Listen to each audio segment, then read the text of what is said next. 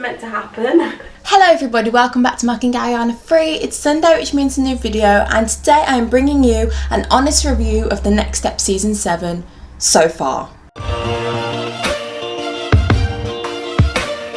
So yes, like I said, today we are reviewing the first third of the season because there are 24 episodes, I believe, in the whole of Season 7. So I'm speaking about episodes 1 to 8 that I have seen so far. This video is going to have its ups and downs because I have a lot of mixed reviews about different episodes. I'm basically going to go in depth of each episode, say things I liked, things I didn't like, and also give it a rating out of 10 overall. The lowest rated episode I have got is 4 out of 10, and the best rated episode was 10 out of 10. So stay tuned to find out which ones they are. Final thing before we start, if you want a season 8 of The Next Step, Miles Dobson has started this kind of hashtag initiative. If you hashtag season 8 when though and literally write it in the comments of The Next Step videos on YouTube, CBBC's comments on Instagram and stuff like that, they will see that the fans want season 8, and then you are more likely to get one because, you know, they're not going to make a show if they don't think anyone wants it. So literally, if you put hashtag season 8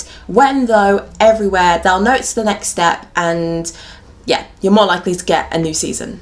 Okay, let's get started. So the first episode we had of season 7 was called The Goodbye Girl, and I made a video watching this with Hacker the dog.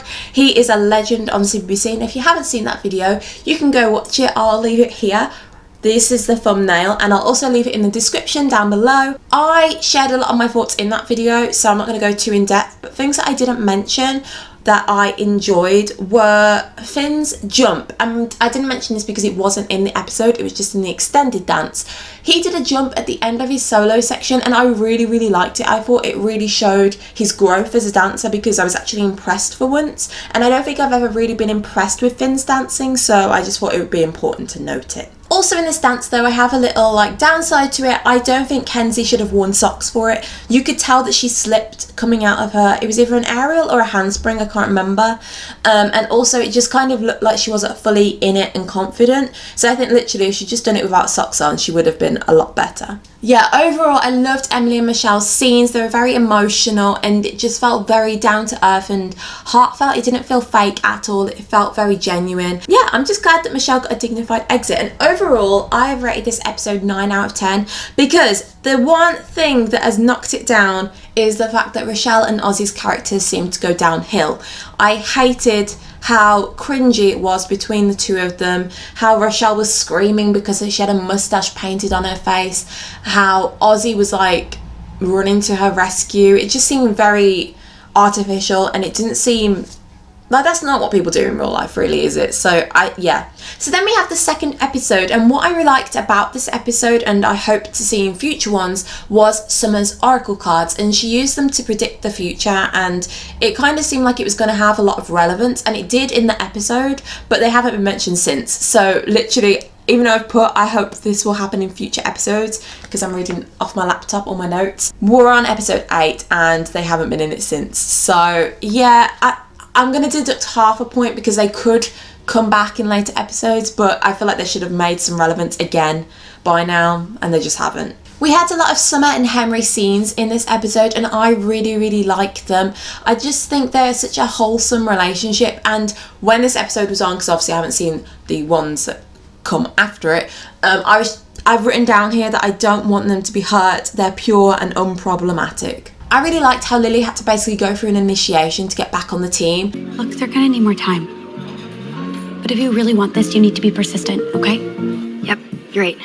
She had to work her way up, and I think that's good because she did go against The Next Step and she was on a rival team, but I feel like Amy should have had the same treatment. I don't think Amy should have just come back in the first episode and it be that she's on the team. I really do stand by the fact that I said her off-season episode should have been involved in maybe the first 1 or 2 episodes. Maybe even if they had Amy and Lily competing to come back on A Troop, and they're going to decide who it is, and eventually they decide to have both of them come on. Just something like that. I just don't think, because Amy did leave the same as Lily left pretty much even though Lily treated the team a bit worse than Amy did. I just feel like she should have done a bit more to come back, rather than it just be a sake of, oh, you had to watch the off season to understand why. They were a lot better in this episode, Kenzie and Rochelle. I liked their friendship, and I hope to see more of them, and not just have Kenzie be Rochelle's friend. I don't want that to be her storyline, but I want them to have a lot more scenes together and being sassy together, because I think they have quite similar personalities. We gotta go to that class. And with you being the face of Absolute Dance, you can make an appearance and no one can question why. I'm so in. So then Summer's oracle cards came into play again when Finn and Piper were kind of arguing over the fact that Finn turned up late to one of their meetups, and they suggested that Piper texted Finn the details rather than just tell him. And I found this quite unrealistic, because they're teenagers. What teenagers don't text nowadays? Like, literally, you can't get teenagers off their phones. So it was just a bit silly that they had to tell them to text. One thing I thought they could have done instead is maybe have them have issues with maybe Finn leaving Piper on red, or screenshotting her conversation and sending it back to her accidentally instead of sending it to someone else. You know, just like actual issues that happen with teenagers on their phones and stuff like that. Because, you know, texting isn't an issue. They do enough texting. So it was just a bit unrealistic for me. And finally, for this episode, all I've got written down is that I feel sorry for Miss Angela having no students. I mean, look, nobody really wants to dance for an instructor who's on probation by Absolute Dance. Yeah, I just felt sorry for her, because she has no students and she has her reputation ruined, and it does really seem like she's changed. So I'm hoping in the later episodes when we see her again that she is going to be a changed woman and she's going to get her redemption. Then we have episode 3, and I've rated this 8 out of 10 as well, and I have a video kind of reviewing the episode itself. So this is the thumbnail. If you want to go check out my views on episode 3, go watch that. I basically just reviewed the dance captains, the alternates, and just the whole storyline, ups and downs. But things I didn't mention was I think Ozzy is very immature, and his character overall is just annoying me now, because it just doesn't seem realistic. And he matured last season, and it just seems like he's gone back to how he was in season 4 again.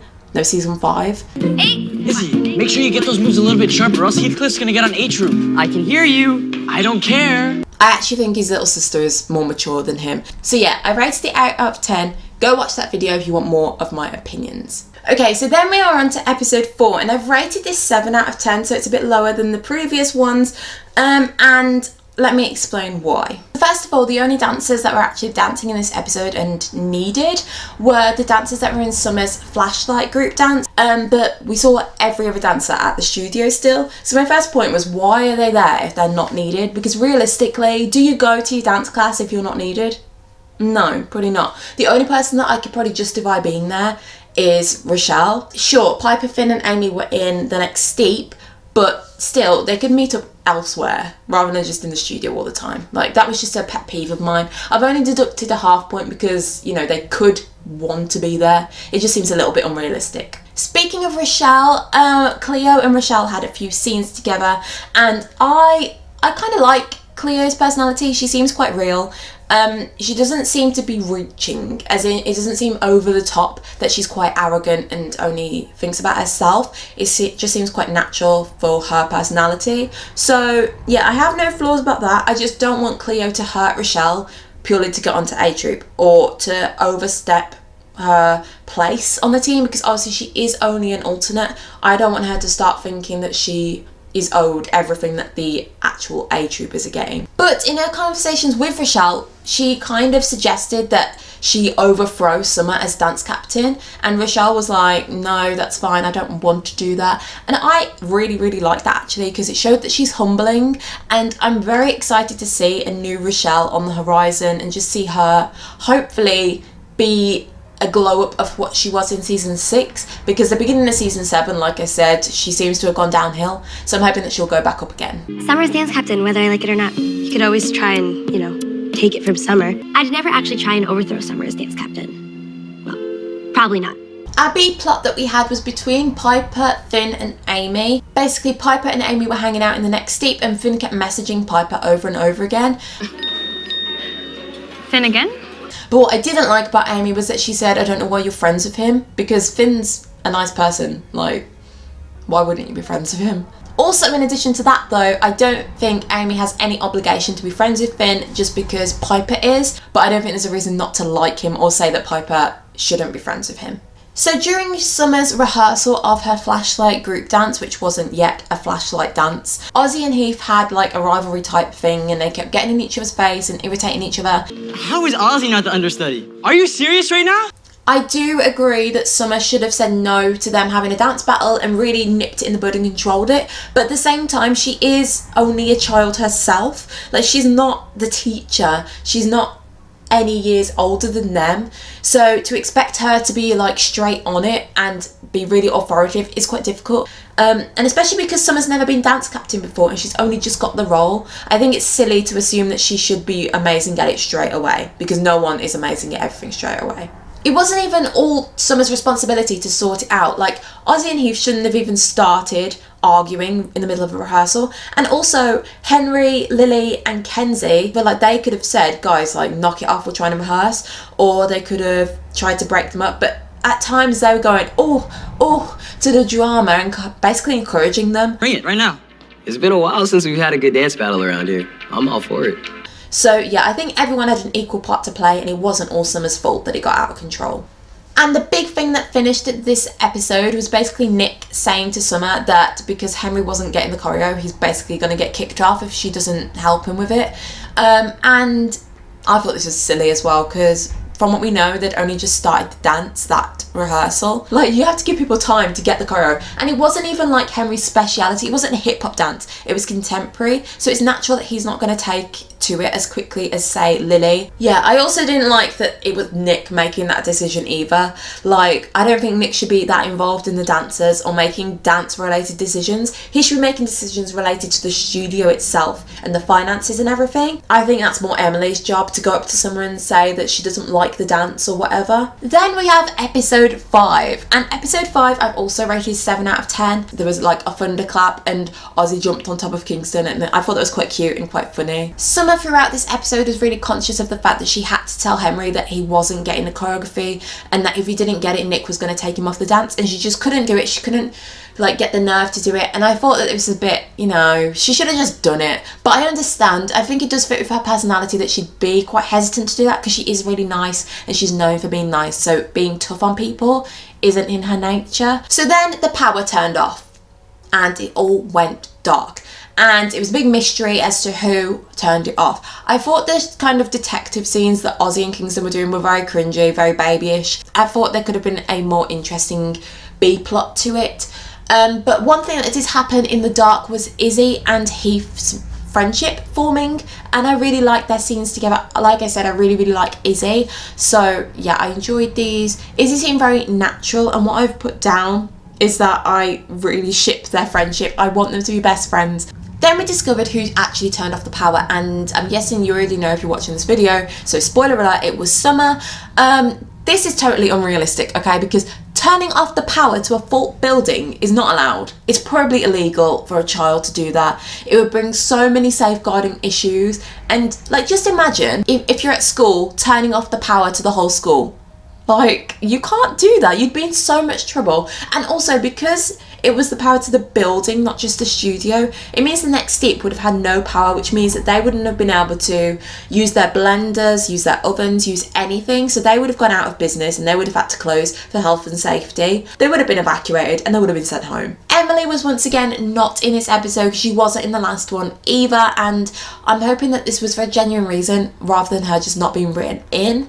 Because I was starting to miss her at this point, and I just want her to take control of the dances again. But obviously if Alex Beaton wasn't available to film, then yeah, it makes sense for Nick to take control. One thing relating to this dance as well is that Nick called the torches flashlights, which is a Canadian word for torches, and in England we call them torches. If he's meant to be this British man who still uses British terms and has this British accent still, I feel like he should have said torches rather than flashlights. The flashlights are incredible. It makes the dance so magical. And next we have episode 6, and once again Emily was not there, Nick was, and yeah, same again, I feel like Emily should have been talking to the dancers and doing all the stuff, because this time we were announcing who the male soloist was going to be, so definitely one of Emily's jobs. The candidates for it were Kingston, Ozzy and Henry, and I think that's a pretty good pick, because personally I wouldn't choose Finn to do it. But one thing that redeemed Nick in this episode was that he said he was a Swiftie, which is a Taylor Swift fan, and I adore Taylor Swift, so yeah, extra bonus points. You have 3 minutes. I'm buying tickets for Taylor Swift. Love a bit of Swiftie. In this episode, we saw B Troop again, and I really like this. This was the main B plot, because we had Cleo and Jude making their interactions. But because it was B Troop's rehearsal, one thing that was missing from B Troop was Winnie, and I'm hoping that this is because of Maddie's knee injury that she had. But I feel like she could have been written into it somehow, like even if she was sat on the side, maybe making notes or catching up on homework or something, because we all know she's on B Troop. So I hate it when we don't see characters that are meant to be in the episodes. But overall, the B Troop scenes were all fine. I have no bad comments about them. I really liked seeing Jude have her issues with the choreography again, with her directions, and I also like seeing Cleo's attitude and personality. There's no real flirting happening or anything yet. They seem to trust each other and they're building up that trust. Jude also revealed that she has dyslexia, and that is the reason she gets her left and right mixed up.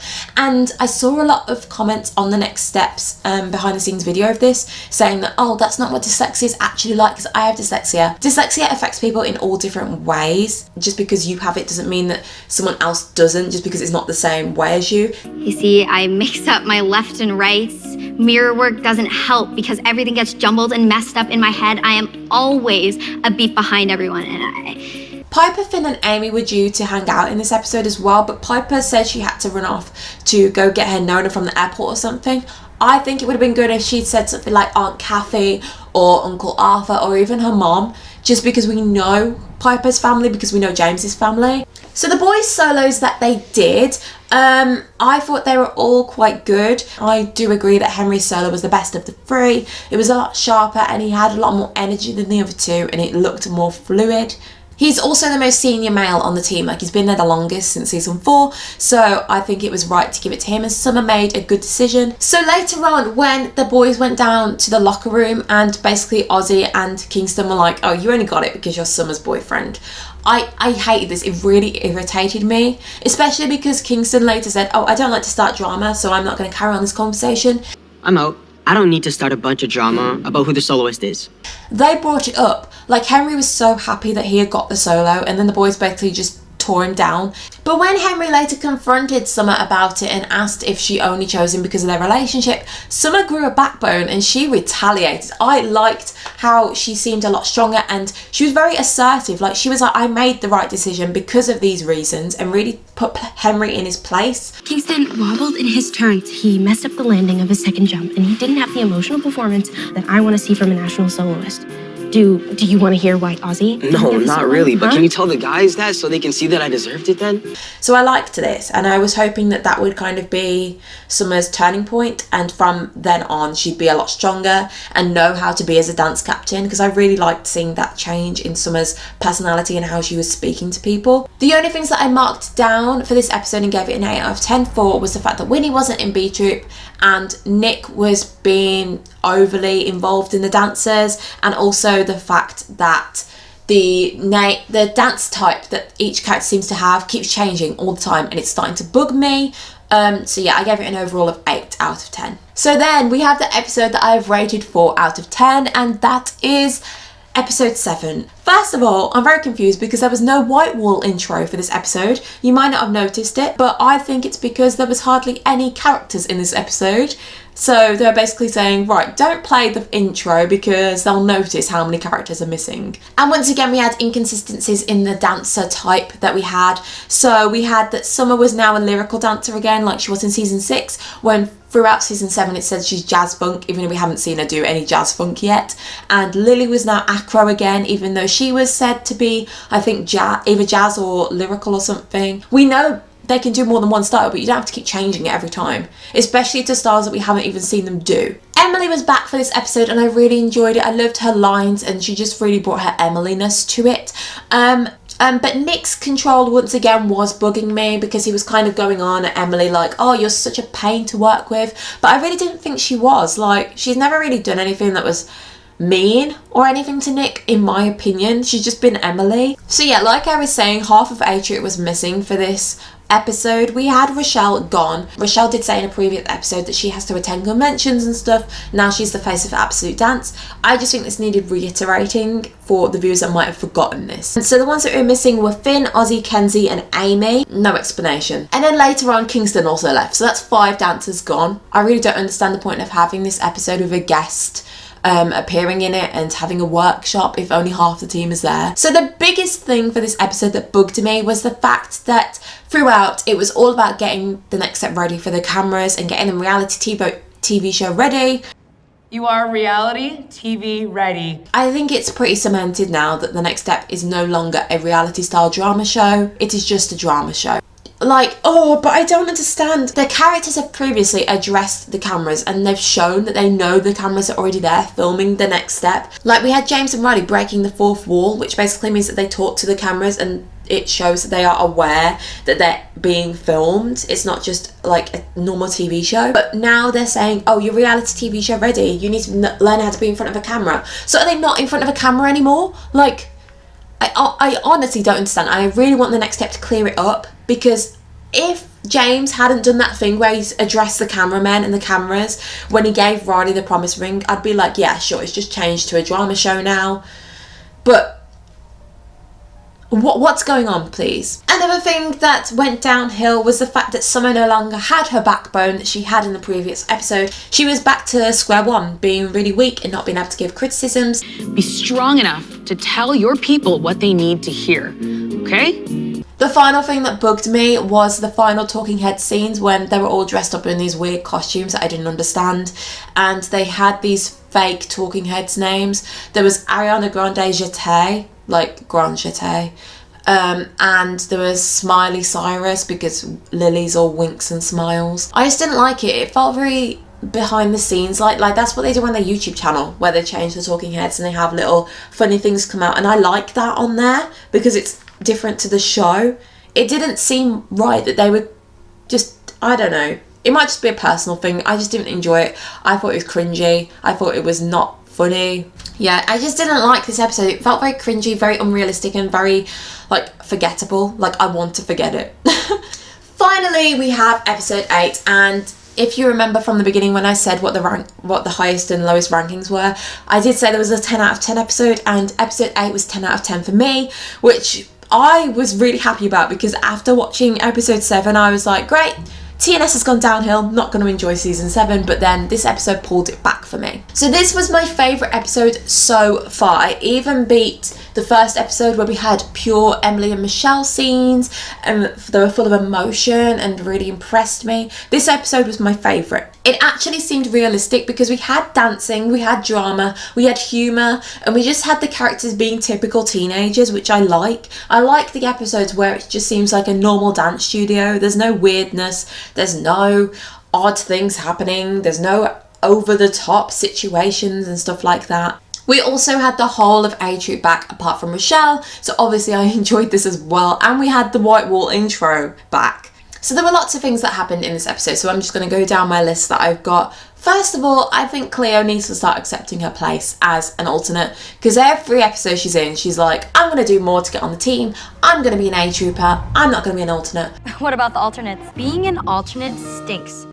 Good enough to move from alternate to A Troop? There's a time and a place for that, and this is neither. Like, girl, you auditioned to be an alternate. You didn't audition to be on A Troop, you auditioned to have the alternate spot. So you've got it, be happy with it, because otherwise we'll give it to someone else. We'll give it to Winnie, because hashtag Winnie deserves better. I'm not deducting a point for Cleo's attitude though, because I think that's literally just her character, and I have no reason to say that, oh, her character's being fake, or this isn't how she actually is, because this is the first time we've seen her this season.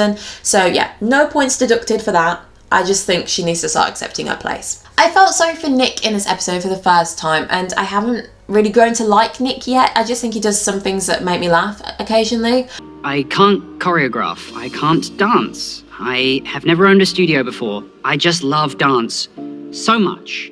I think he needs to take a step back and just be honest with himself and be like, yeah, I love dance, but I'm not a dancer and I'm not a choreographer. So I'm going to take a step back and let Emily do that job and the dance captain, and I'm going to overview the studio and still enjoy my job, but not be overly involved to the point where it's stressing me out because I'm not perfect at it. We had Lily and Kingston scenes in this episode, and they were making a duet with Eldon, who was a guest choreographer. I loved seeing Eldon back, but I have no points about him because he didn't really do much that really impressed me or didn't impress me. He was just there. So we had Kingston and Lily scenes, and I really like their chemistry. I even said from the off-season episodes that I think there's going to be a thing between them. It felt natural, even though they were arguing and it seemed like random that they were arguing. It wasn't far-fetched arguments, it was just like teasing ones, and I liked that. I also liked when Kingston and Lily were asking each other to like name 5 nice things about each other. That was quite flirty and I enjoyed that. 1, I'm handsome. And modest. That's 2. We also had another pairing, and that was Finn and Amy. So this is the birth of Famey, or yeah, I think that's the only ship name they can have. And although this was my reaction to the trailer when we saw Finn and Amy scenes, I haven't been able to stop thinking about her. No!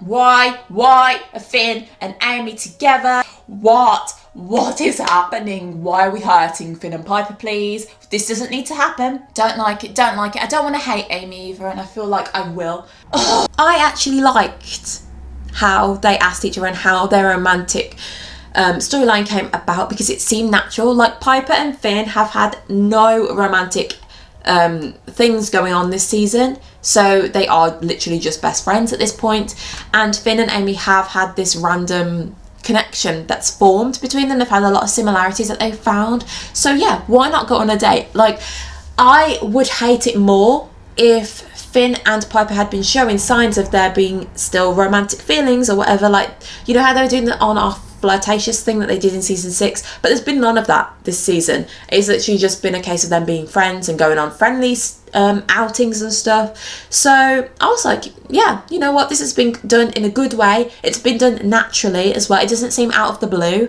so I was all for it. I was like, yeah, crack on, Finn, you try and get Amy, and Amy have fun. And Piper herself was actually okay with it as well. She was like, you know what, Finn, I'll help you plan the date because you're both my best friends and I want what's best for you. And I enjoyed this from Piper. I liked the maturity. Finn challenged Piper to say yes to more things and literally to everything for one day. And this really reminded me of Jiley when James and Riley took a walk in each other's shoes and they pretended to be each other for the day. And one scene in particular really reminded me of Jiley. A TNS fan page posted the picture of it and I was like, damn, they're gonna think I've stole their idea. But honestly, I did think the same thing when I watched the episode. Trittany Jiley posted this picture of basically the parallels between James and Riley and Piper and Finn, and yeah, I think it was purely intentional for us to notice that, but I really enjoyed it. So she brought this bike in and Finn was like, yeah, let's go on a bike ride, and Piper had to say yes. So she took all of her hair down and it flowed and she gave it a shake, and I was like, Piper, your hair, I love it so much. And the way that Finn looked at Piper, I was literally sitting on my sofa like, this is a thing. So Kingston and Lily were then in the locker room. My reaction from the Christmas special when Rochelle and Ozzy kissed in that parallel universe was exactly the same when Lily and Kingston kissed. I was like, oh my gosh, like, it seemed so natural and so real, and I really enjoyed it, to be honest. It was just, it seemed right. It didn't seem completely wrong. I am really excited for their relationship, to be honest. The only thing that I thought was a bit like over the top was Ozzy walking in and literally being like. So then we jump back to Piper and Finn and Amy have gone out on their date, and Piper's doing this beautiful solo in Studio A. It was absolutely amazing. I loved it. Yeah, she danced with her hair down and she had her shorts on, and oh, she just looks so stunning in that dance. Beautiful. I hope we see more scenes in the future of Piper with her hair down, now that she knows how pretty she looks, because Finn complimented her and she said this. I like Finn. I've always liked Finn. Oh, I don't want Piper to get hurt, but I equally don't want Amy to get hurt or Finn to get hurt. Like, I don't want Piper to go after Finn and Finn to break up with Amy because they realise they're in love, and then Amy be left on the sidelines and really upset because she's just started to like Finn. And also, I don't want Piper to go after Finn, but Finn say, oh, Piper, I was just giving you a compliment, like Josh said to her in season 5. I know you like me. as a friend. A friend. I think the way I'd want it to happen is maybe Finn and Amy do this whole dating thing and they realise this isn't for us, we're better off as just friends, so they cut off their romantic ties and they just be friends, and then Finn realises that Piper is the one for him, so then Piper and Finn get together and Amy's totally okay with it. So yes, I rated that episode 10 out of 10, it was my favourite episode so far. So that is it. It has been a very long video reviewing season 7 so far, but I've done it honestly. And I hope you enjoy my honest opinion. If you disagree with anything, please leave it in the comments down below. You know, you can tell me what you disagree with, what you agree with, whatever. Just be polite because this is my opinion. Remember to spam hashtag season 8 when though if you want season 8 of The Next Step. Comment it on their YouTube videos, on their Instagrams and whatever. And also tag Miles Dobson in it because he's the one who started the trend, I think. Also remember to subscribe to my channel for more videos if you enjoyed this one. Give it a like, comment down below. Bye!